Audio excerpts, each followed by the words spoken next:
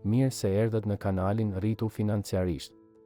Këtu flasim për mënyra të thjeshta dhe të sigurta se si të rritesh financiarisht, si të menaxhosh më mirë paratë dhe si të investosh me kujdes për të ardhmen tënde.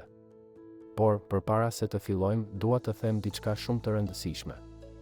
Mos merrni kurrë vendime për investime vetëm sepse dikush e tha në internet. Përpara se të veproni, këshillohuni gjithmonë me një ekspert financiar.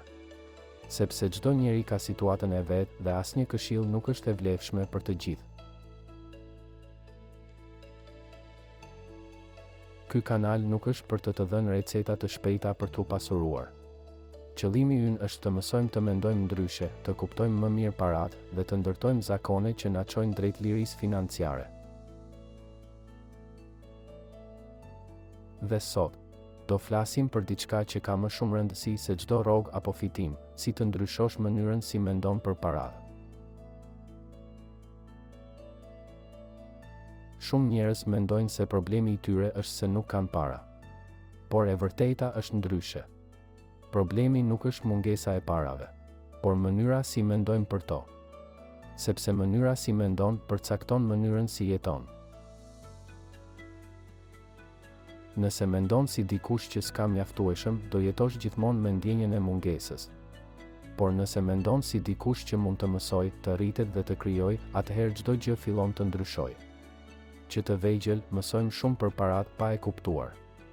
Kur jemi fëmijë, dëgjojmë prindërit që thonë, nuk kemi. Duhet të kursejmë. Paratë nuk rriten në pemë. Duhet të punosh shumë për t'i fituar.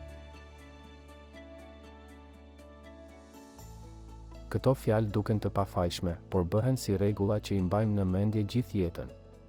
Më vonë, pa e kuptuar, i përsërisim vetë. Kur shohim diçka që na pëlqen, themi se përballoj dot. Kur dikush fiton më shumë, themi ka pasur fat. Kur ndodh diçka e mirë, themi është shumë e bukur për të qenë e vërtetë.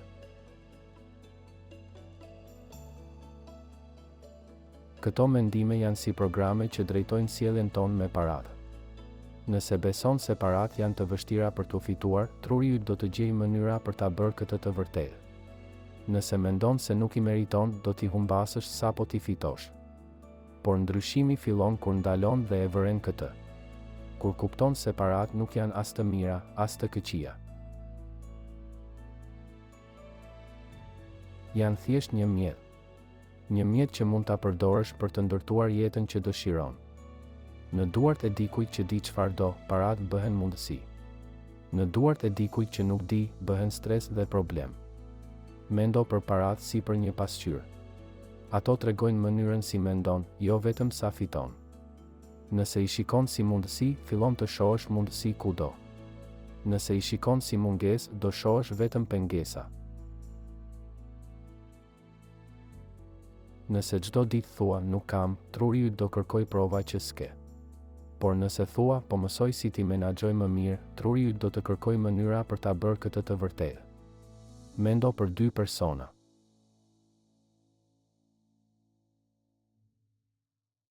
Njëri fiton pak, tjetri shumë. Por ai që fiton pak është i qetë, i lumtur dhe i organizuar. Ndërsa tjetri, me shumë para, është gjithmonë nën stres, gjithmonë në ankth. Dallimi nuk është tek shuma, por tek mënyra si mendojnë për to. Nëse di të menaxhosh 100 euro, je gati të menaxhosh edhe 1000. Por nëse nuk ke qetësi me 100, edhe 10.000 do të ikin shpejt.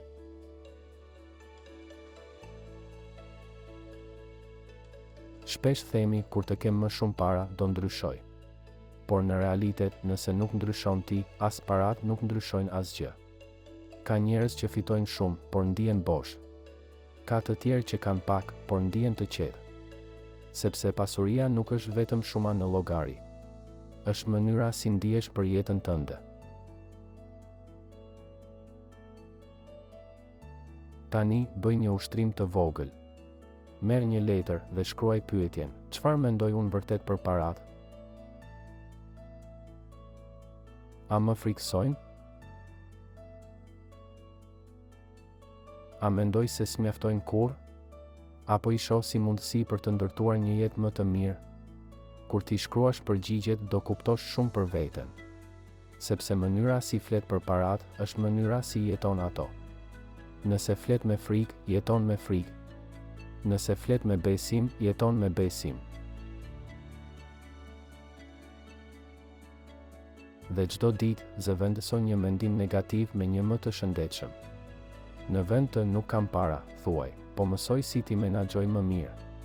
Në vend të nuk kam mundësi, thuaj, po kërkoj mënyra të reja për t'i krijuar.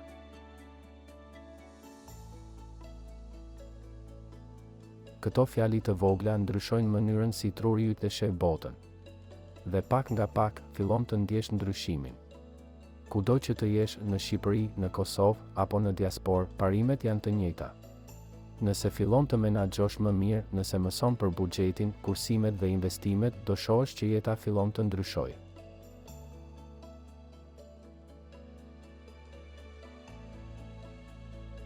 Disa njerëz i harxojnë parat në gjëra që s'kan vlerë afatgjallë.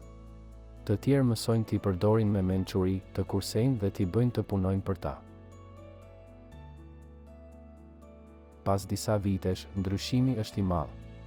Ata që kanë menduar ndryshe, jetojnë më të qetë, kanë siguri dhe plane për të ardhmen. Mos harro, ndryshimi nuk ndodh brenda natës, por fillon brenda teje me një mendim të ri.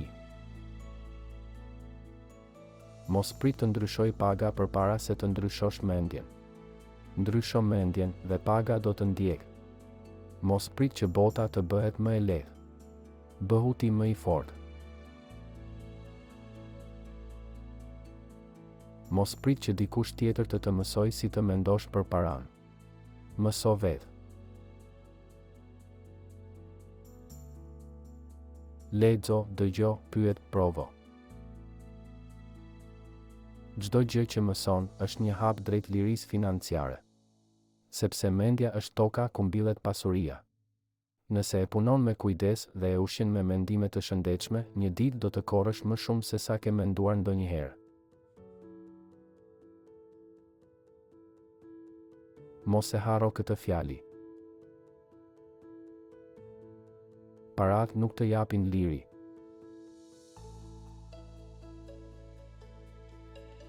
Por mënyra si i mendon dhe i menaxhon, po.